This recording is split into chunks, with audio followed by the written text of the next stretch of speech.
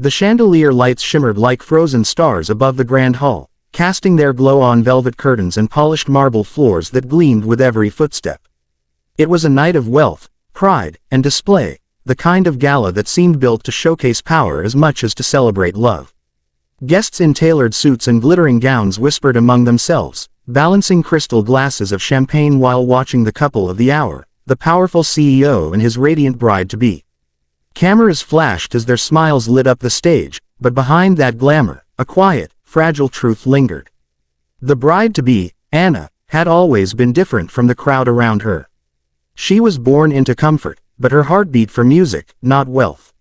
The piano had been her first love, and Chopin her confidant. She often said, half in jest and half in longing, "If you play Chopin for me, I'll marry you." It had been her secret dream, that the man she pledged her life to would understand the language of her soul through music. Tonight, surrounded by riches, she smiled at her fiancé and whispered that very phrase into the microphone, her voice carrying over the clink of glasses and polite laughter. The CEO, tall and confident, let out a booming laugh.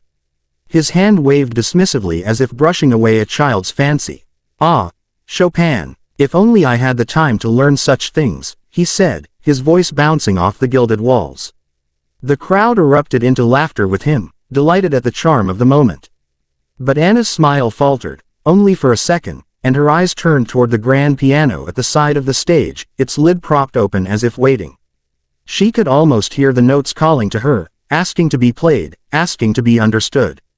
The laughter continued, and in that moment, the CEO's power seemed untouchable.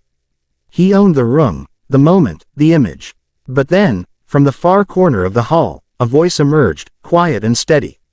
"I can play Chopin." The words were not shouted. They were not dramatic, yet they carried through the hall like a ripple across still water.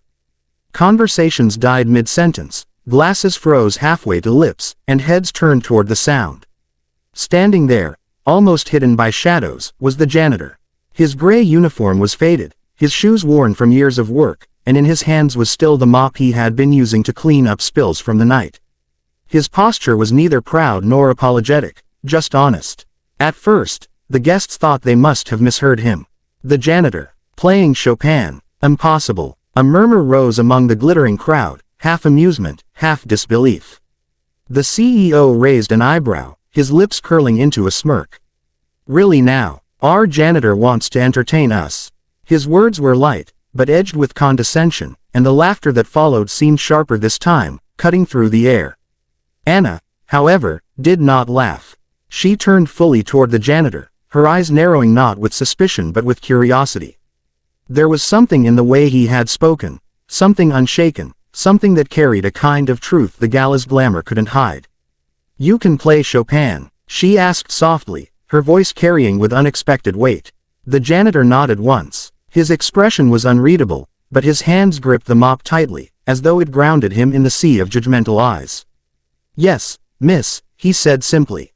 A hush fell over the hall. Guests leaned closer, some exchanging mocking glances, others whispering eagerly, as if waiting for entertainment. The CEO chuckled again, this time less certain, and gestured toward the piano.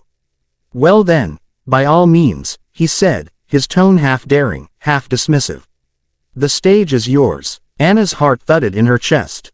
She could feel the tension thick in the air, the way people were poised between ridicule and revelation. She watched as the janitor set aside his mop, his rough hands trembling slightly before he steadied them. Each step he took toward the piano echoed through the vast hall, louder than the music that wasn't yet played. The chandeliers, the champagne, the silk gowns, all seemed to fade into the background as the janitor approached the instrument. The crowd shifted uneasily, unsure of what they were about to witness. Some smirked, expecting a clumsy attempt, a spectacle to laugh about later. Others, though they wouldn't admit it, leaned forward with a strange anticipation, as though they secretly hoped he might surprise them.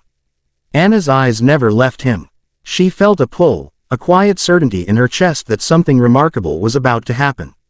The janitor paused before the piano, his calloused fingers hovering just above the polished ivory keys.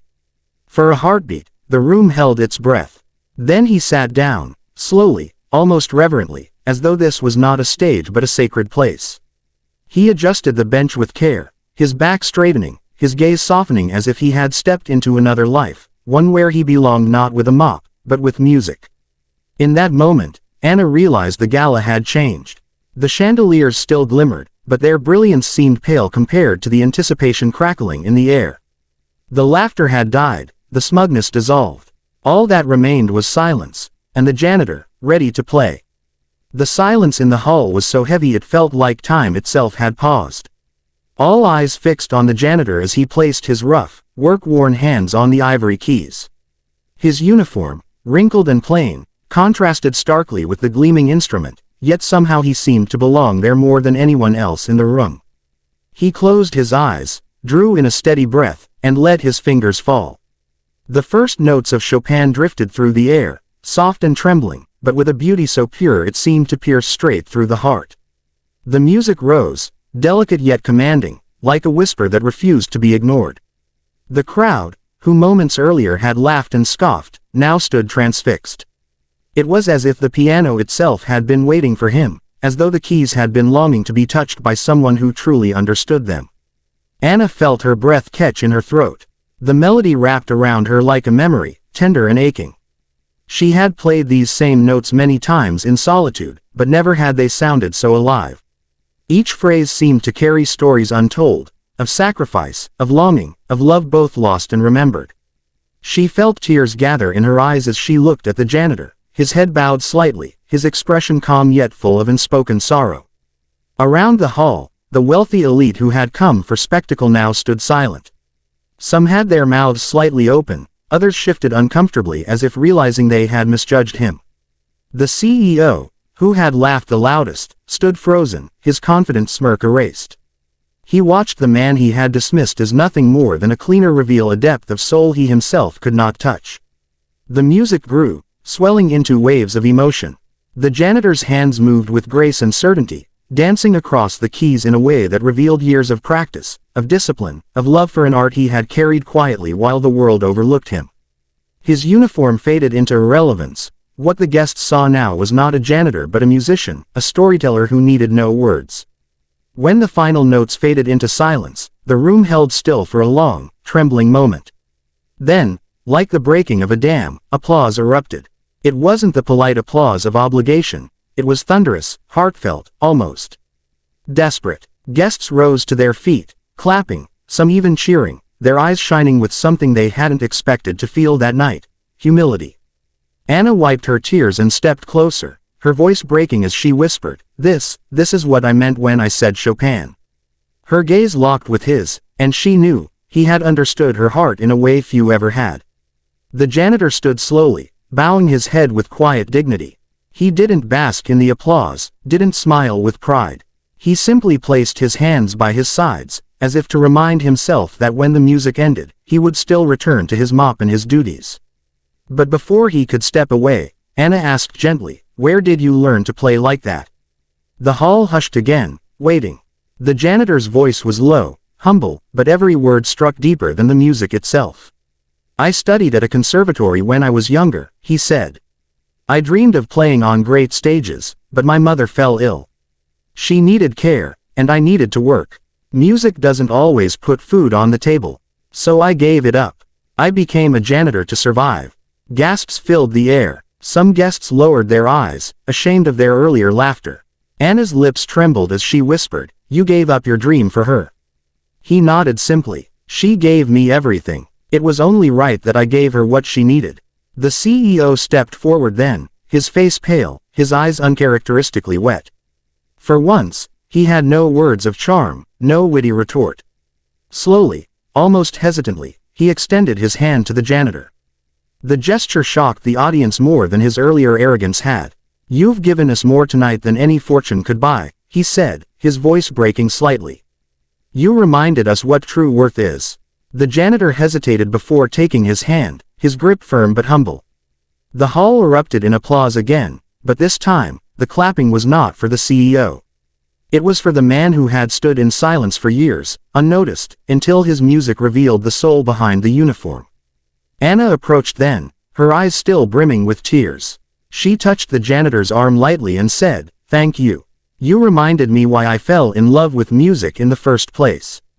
Her fiancé watched her, and in spoken awareness dawning on him, that love, real love, is not built on status or wealth, but on understanding. The night continued, but nothing was the same. The champagne tasted less sweet, the chandeliers less bright. What lingered in the air was not luxury, but humility, a reminder that greatness can wear the humblest clothes, and that dignity is not given by titles but revealed through character. As the janitor quietly returned to his work, guests approached him, no longer with dismissal but with reverence. Some asked questions, others simply shook his hand. And though he slipped back into the shadows, the sound of Chopin still echoed in their hearts. In that hall of power and wealth, the simplest truth had silenced them all, that the soul of a man cannot be measured by his job, his clothes, or his bank account. It is measured by the music he carries inside him, and the courage to let the world hear it. And so, the janitor's response that night did more than silence a CEO. It awakened everyone in the room to the beauty of sacrifice, the weight of love, and the undeniable truth that humanity shines brightest in the most unexpected places.